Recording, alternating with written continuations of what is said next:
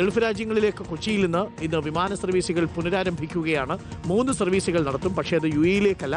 Oman Airways മസ്കറ്റിലേക്കും Saudi Airlines ജിദ്ദയിലേക്കും service നടത്തുന്നുണ്ട് എന്നുള്ളൊരു വിവരം ഇപ്പോൾ പുറത്തു വരുന്നുണ്ട്. അപ്പോൾ സൗദിയിലേക്ക് പോകുന്നതിന് തടസ്സമില്ല, ഒമാനിലേക്ക് പോകുന്നതിനും തടസ്സമില്ല. പക്ഷേ മറ്റ് രാജ്യങ്ങളിലേക്ക് പോകുന്നതിന് വേണ്ടത്ര സർവീസുകൾ ഇന്നും ഓപ്പൺ ചെയ്തിട്ടില്ല. അർജുൻ മട്ടന്നൂർ, ഗൾഫ് രാജ്യങ്ങളിൽ ഒമാനിലേക്കും സൗദിയിലേക്കുമുള്ള യാത്രയ്ക്ക് വേണ്ടുന്ന വിമാന സർവീസുകളുണ്ട്. പക്ഷേ കുവൈറ്റിലേക്കോ ബഹ്റിനിലേക്കോ UAE-യിലേക്കോ ഖത്തറിലേക്കുള്ള യാത്രകൾക്ക് വേണ്ടിയുള്ള സർവീസുകൾ ഇന്നും ഉണ്ടാവില്ല എന്നാണോ മനസ്സിലാക്കേണ്ടത്? Arjun, good morning.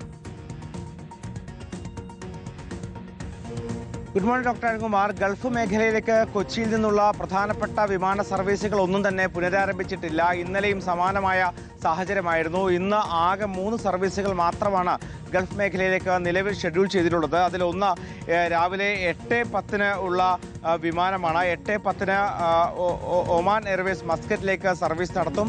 അതോടൊപ്പം തന്നെ ഉച്ചയ്ക്ക് 2:25 മറ്റൊരു ഒമാൻ എയർവേസ് മസ്കറ്റിലേക്ക് സർവീസ് നടത്തുന്നുണ്ട്. അതോടൊപ്പം തന്നെ രാവിലെ 11:30 ജിദ്ദയിലേക്കാണ് മറ്റൊരു സർവീസ്. ഇത് സൗദി എയർലൈൻസ് ആണ് സർവീസ് നടത്തുക.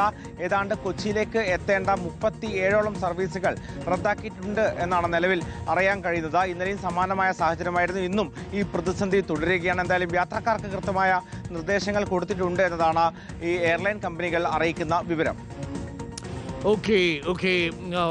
എന്തായാലും വിമാന സർവീസുകൾ പുനരാരംഭിക്കുമ്പോഴും ഭാഗികമായ സർവീസുകൾ എന്ന് തന്നെ പ്രേക്ഷകർ കരുതുക. ഇന്നും ഒരുപക്ഷെ നാളെയും ഒക്കെ യാത്ര തടസ്സപ്പെടാനുള്ള സാധ്യതയുണ്ട്. അതുകൊണ്ട് ഗൾഫ് രാജ്യങ്ങളിലേക്ക് യാത്ര നിശ്ചയിച്ചിരുന്നവർ മറ്റ് സംവിധാനങ്ങൾ കണ്ടെത്തുക. വിസയുടെ കാലാവധി തീർന്നവർ എംബസിയുമായി ബന്ധപ്പെടുക.